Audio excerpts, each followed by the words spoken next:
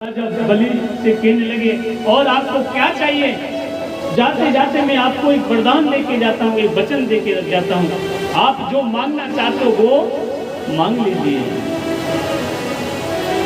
हाथ जोड़कर राजा बलि कहने लगे, प्रभु मुझे कुछ नहीं चाहिए, एक वचन है मेरा, अगर आप देना चाहते हो तो क्या है, जल्दी से बोलो। कि जिस सुतल लोक का मुझे राजा बनाया है आपने, उस सुतल लोक के द्वार पर मैं आपके दर्शन करना चाहता हूँ। जब भी मैं मेरे घर से बाहर निकलूं और जैसे घर में प्रवेश करूं तो मैं तुम्हारे दर्शन करना चाहता हूँ। इसका मतलब हम तुम्हारे द्वारपाल हो गए।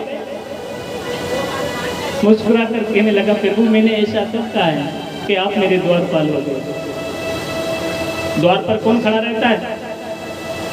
द्वार पर तो द्वारपाल ही खड़े रहते हैं ना। इसका मतलब हम सीधे सीधे द्वारपाल हैं तुम्हारे? नहीं प्रभु, मैं ये नहीं कहना चाहता कि आप द्वारपाल बनकर खड़े रहो, मैं तो बस तुम्हारे दर्शन करना चाहता। जब भी मैं घर से बाहर निकलूं तुम्हारे दर्शन करूं, और जब भी अपने महलों में प्रवेश करूं तुम्हारे दर्शन करूं। आज सुतल लोक में, राजा बलि के महलों में, आज मेरे गोविंद, मेरे परमेश्वर, मेरे उस सुतल लोक में द्वारपाल बने खड़े हैं। कौन कहता है भगवान को बंधन में नहीं कर सकते? भक्त के अंदर सामर्थ्य होनी चाहिए, दृढ़ शक्ति होनी चाहिए, आस्था होनी चाहिए, लगन होनी चाहिए। भगवान तो तुम्हारे पीछे पीछे दौड़ेगा। आज सुतल लोक में राजा बलि के द्वार पर और महाराज द्वारपाल बने खड़े हैं मेरे पर ब्रह्म, मेरे गोविंद। 6 महीने निकल गए, 6 महीने द्वारपाल बने 6 महीने। लक्ष्मी जी ने देखा 6 महीने हो गए, राजा बलि के यहाँ पर दान लेने के लिए आए थे, अभी तक वापस नहीं आए महाराज लौट के। हैं? कहाँ चले गए पतिदेव प्राण वल्लभ? अब तो देखा लक्ष्मी जी ने सुतल लोक में द्वारपाल बने खड़े हैं। ओहो, बहुत बढ़िया नौकरी प्राप्त कर ली। अब तो सुतल लोक में नौकरी कर रहे हैं। क्या करें, लक्ष्मी जी नौकरी नहीं करें, ये भक्त ऐसे हैं, ये पता नहीं क्या क्या करा देते हैं। भक्त के पीछे जन क्या क्या करना पड़ता है मेरे गोविंद को, मेरे परमेश्वर को। आज लक्ष्मी जी कहने लगी, अब चिंता मत करो, मैं आ रही हूं आपको लेने के लिए। उसी क्षण लक्ष्मी जी ने रक्षा सूत्र लिया। रक्षा सूत्र कहते हैं राखी को, और राखी लेकर के महाराज और राजा बलि के महलों में प्रवेश कर गई। और राजा बलि को महलों में ऊंचे सिंहासन पर बैठे हुए देखा। देख कर कहने लगी, भैया मैं बहुत दूर से चल के आई हूँ आपके हाथ में राखी बांधने के लिए। आज राजा बलि बड़े गदगद हो रहे हैं, प्रसन्न हो रहे हैं। और बड़ी दूर से आई, और ये बहना बड़ी दूर से आई, और छोटे भैया तेरे दार बहना बड़ी दूर से आई,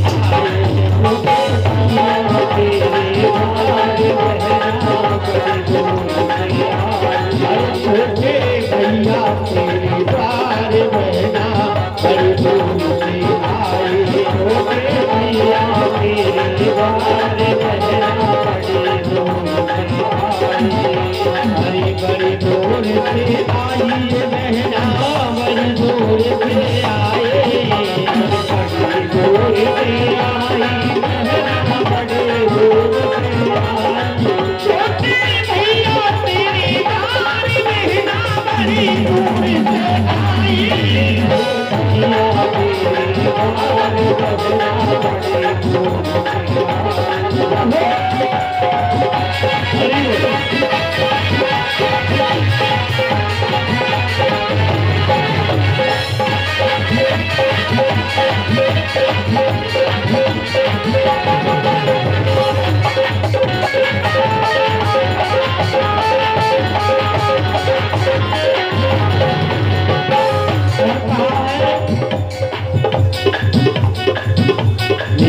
एक यही है इच्छा बंधवाओ हाथ में रखा, मेरी एक यही है इच्छा बंधवाओ हाथ में रखा, एक यही है इच्छा बंधवाओ हाथ में रखा, मेरी एक यही है इच्छा बंधवाओ हाथ में रखा। रक्षा बंधन को त्योहार बना, मैया तेरे द्वार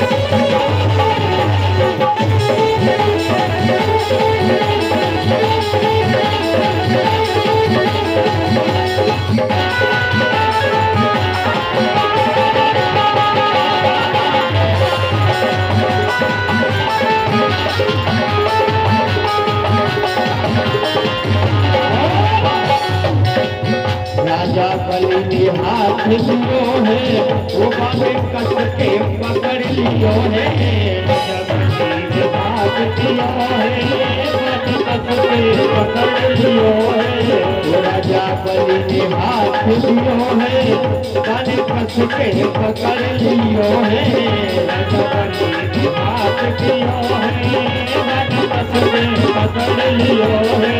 रक्षा बंधन को त्योहार कहना, आए मैया तेरे द्वार कहना,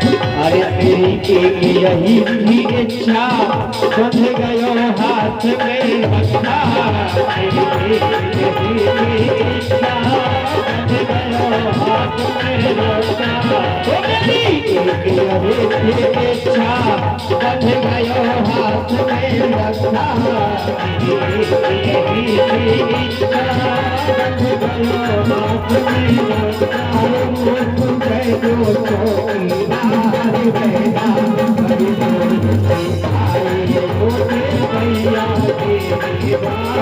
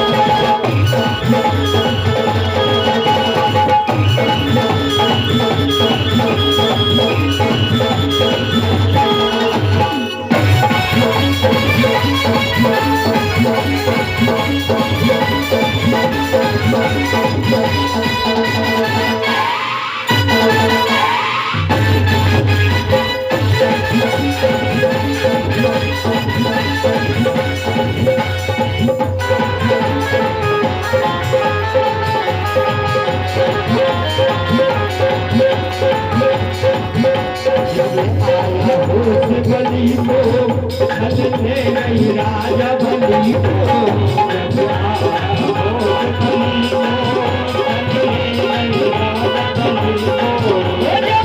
आया होश बलि को उछलने नहीं राजा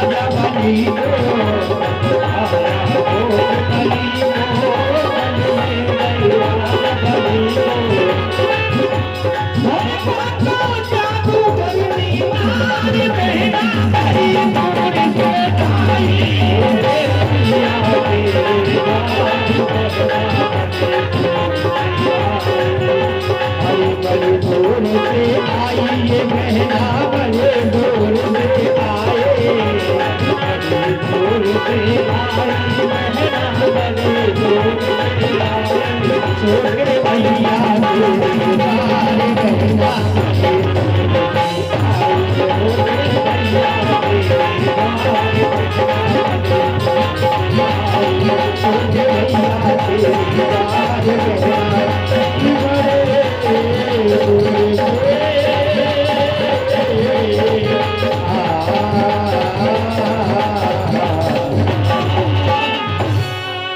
जय जय श्री।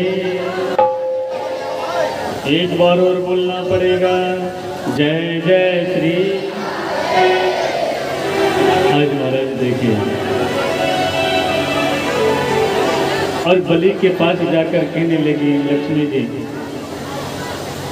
भैया मैं बहुत दूर से चल के आई हूँ आपके हाथ में राखी बांधने के लिए।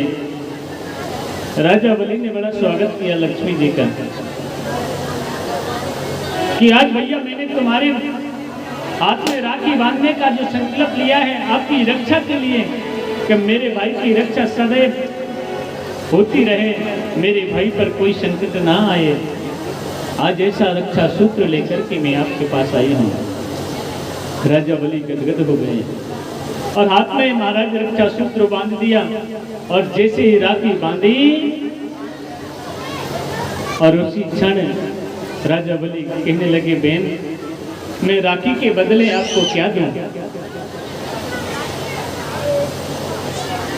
लक्ष्मी जी कहने लगी, नहीं भैया मैंने तो तुम्हारे प्राणों की रक्षा करने के लिए यह सूत्र बांधा है, मैंने कुछ लेने की इच्छा प्रकट नहीं की है। नहीं बहन, इस राखी का बदला तो मुझे देना होगा, और मैं मेरे द्वार से मेरे महलों से मैं मेरी बहन को कभी खाली हाथ नहीं भेज सकता हूँ।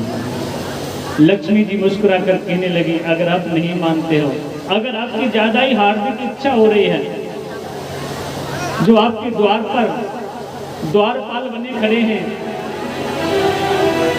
उन्हें वापस मेरे साथ में लौटा दो, वो मेरे पति हैं। इतना कहा, अच्छा बहन मैं समझ गया, आप अपने पति को ले जाइए। 6 महीने से मैं गोविंद के दर्शन यानी आपके पति के दर्शन कर रहा हूं, मेरा तो जीवन धन्य हो गया। और ये मैं भी समझता हूँ लक्ष्मी जी बगैर विष्णु के नहीं रह सकते हैं। आज लक्ष्मी जी विष्णु यानी कि मेरे परमेश्वर को लेकर के वापस आ गए हैं। उसी दिन से ये राखी का बंधन, जिसे रक्षा बंधन कहते हैं, उसी दिन से प्रारंभ हो गया था। सुखदेव जी कहने लगे, राजन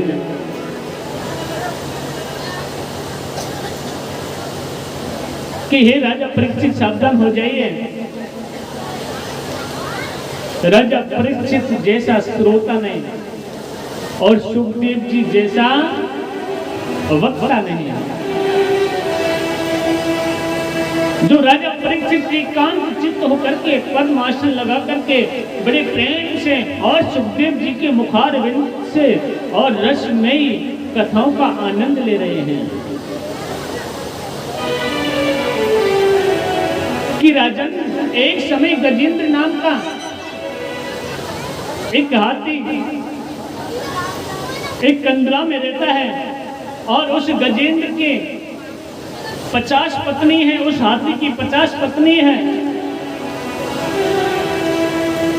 और 150 पुत्र हैं। उस गजेंद्र का कितना बड़ा परिवार है, 50 पत्नी 150 पुत्र। उसे उस जंगल में वन में किसी से डर नहीं लगता है, मदमस्त होकर के रहता है।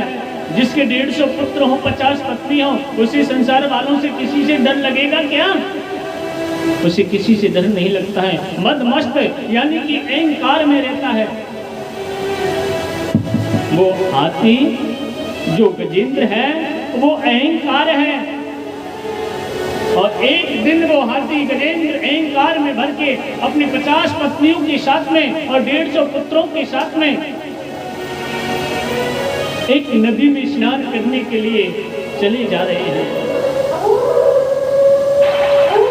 चारों तरफ उस गजेंद्र के 150 पुत्र चल रहे हैं, 50 पत्नी उनके साथ में चल रही हैं।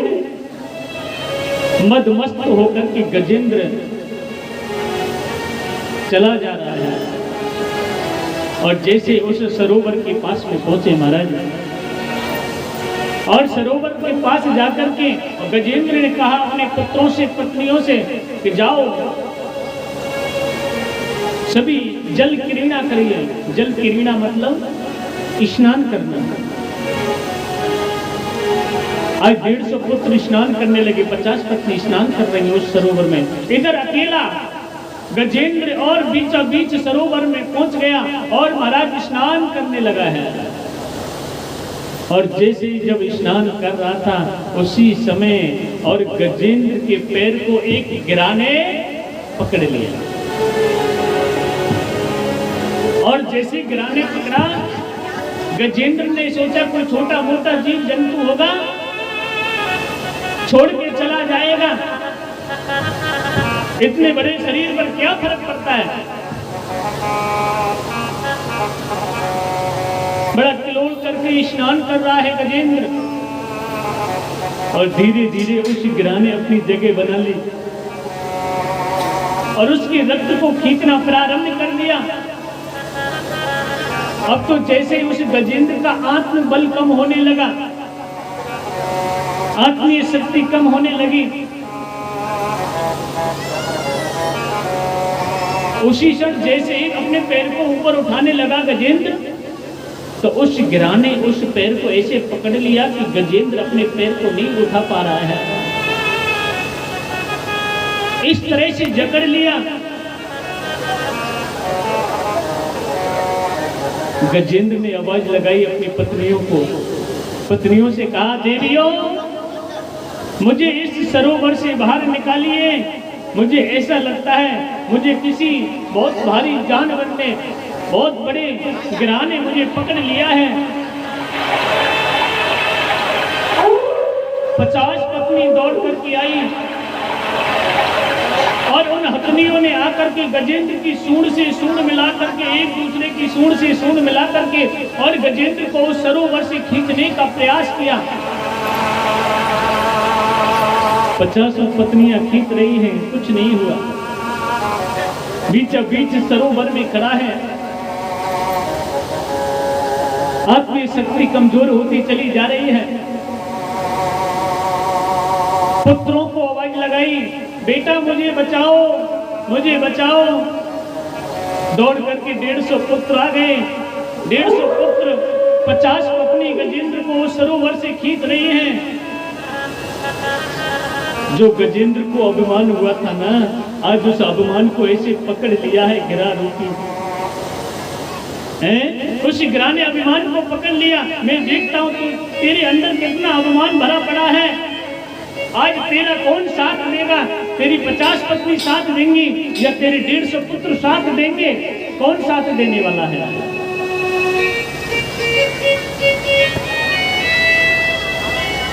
सभी बड़ा प्रयास कर रहे हैं, हमारे पिताजी को बचा लें, वो कह रही हमारे पति को बचा लें। 2 घंटे हो गए, 4 घंटे हो गए, सुबह की शाम हो गई, शाम का फिर सुबह हो गया। 150 पुत्र थक गए, परेशान हो गए, खींचते खींचते पत्नियां परेशान हो गई, कहने लगी अब हमारे बस की बात नहीं है, हम भी थक गए हैं। 50 पत्नियों ने मुंह मोड़ लिया, 150 पुत्रों ने इधर मुंह मोड़ लिया और अकेला गजेंद्र को बीचा बीच सरोवर में छोड़ करके चले गए। ना तो पत्नी काम आई है, ना पत्नी ने साथ दिया, ना 150 पुत्रों ने साथ दिया है। आज अकेला गजेंद्र सरोवर में खड़ा है। कहने का भाव मेरे प्यारे ध्यान देना, जैसे कि ये संसार रूपी एक ग्रह है और उस ग्रह के शिकार इस संसार के मनुष्य हैं। जब भी आप और हम घर से बाहर जाते हैं, पता नहीं गोविंद की कैसी नजर होती है। मैं श्याम ठाकुर जी से यही प्रार्थना करके घर से